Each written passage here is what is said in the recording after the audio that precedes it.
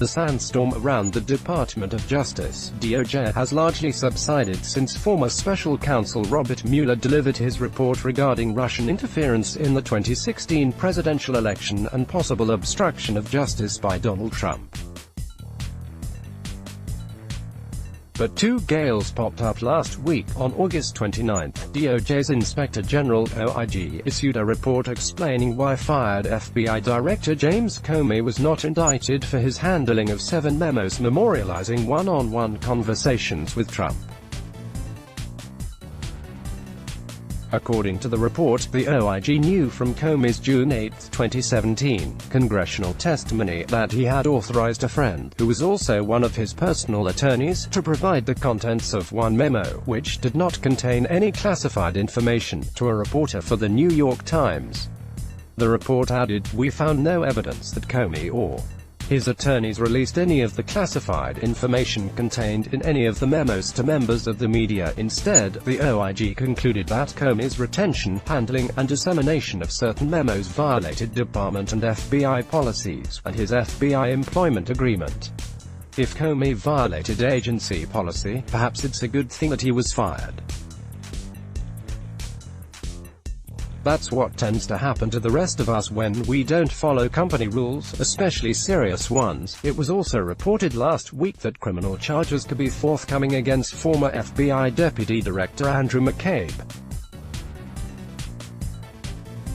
In March 2018, former Attorney General Jeff Sessions fired McCabe because he confirmed to a Wall Street Journal reporter the existence of an FBI investigation of the Clinton Foundation. A separate OIG report concluded that, in a conversation with then-Director Comey shortly after the WSJ article was published, McCabe lacked candor when he told Comey, or made statements that led Comey to believe, that McCabe had not authorized the disclosure and did not know who did. This conduct violated FBI Offense Code 2.5, lack of candor, no oath. The OIG further found that McCabe lacked candor 3 more times in speaking to FBI agents about the WSJ incident. Those sessions were under oath. McCabe now faces possible indictment for lacking candor under oath to federal agents. For his part, McCabe has sued DOJ, claiming that his firing was politically motivated retaliation that violated constitutional due process. In wrapping one's mind around the Comey-McCabe stories, it's important to keep in mind how government lawyers make indictment decisions. Prosecutors have lots of discretion. They can't go after every wrongdoer, either because they aren't convinced they can prove a case beyond a reasonable doubt or because they simply decide to put their limited resources elsewhere. For McCabe, the questions for prosecutors are, first, whether they can prove the intent element required to convict him for knowingly and willfully making false statements to FBI agents under a statute like 18 U.S.C. Section 1001. The second is whether, even if the proof is there, it's the right thing to do on behalf of the United States. We've heard about the pesky intent element of proving a criminal case beyond a reasonable doubt before. The same showing is required for obstruction of justice.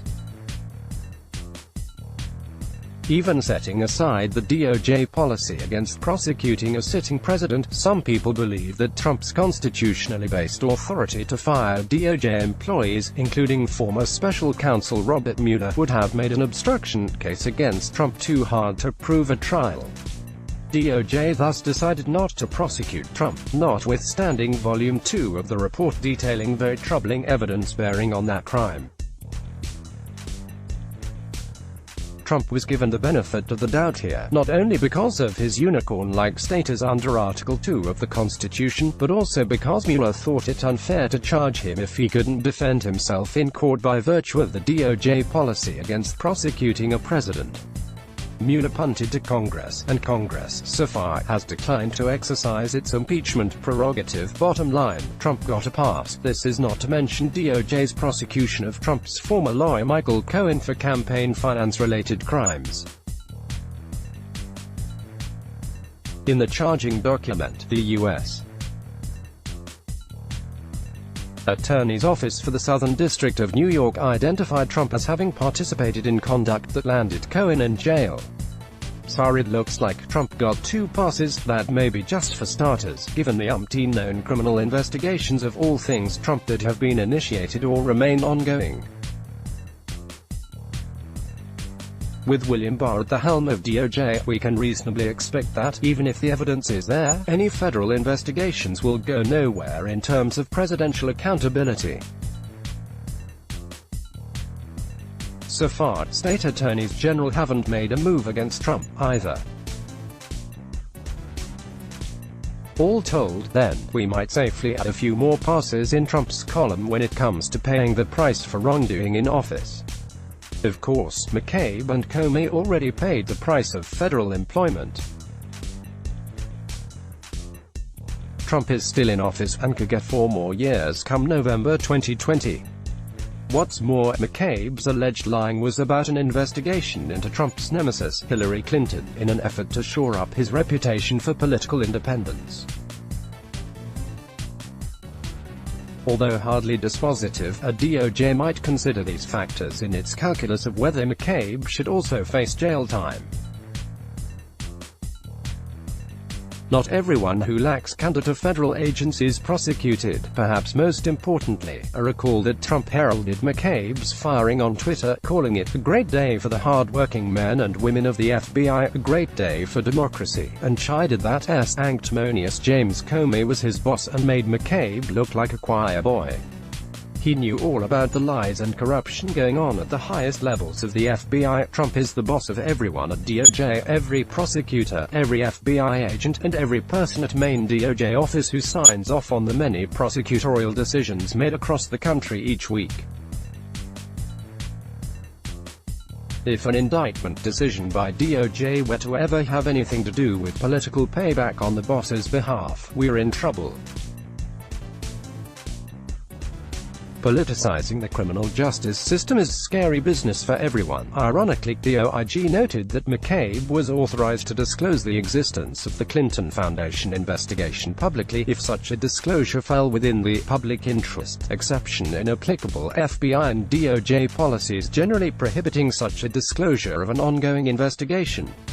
It concluded that McCabe's decision to confirm the existence of the Clinton Foundation investigation through an anonymously sourced quote in the WSJ served only to advance McCabe's personal interests and not the public interest, as required by the FBI.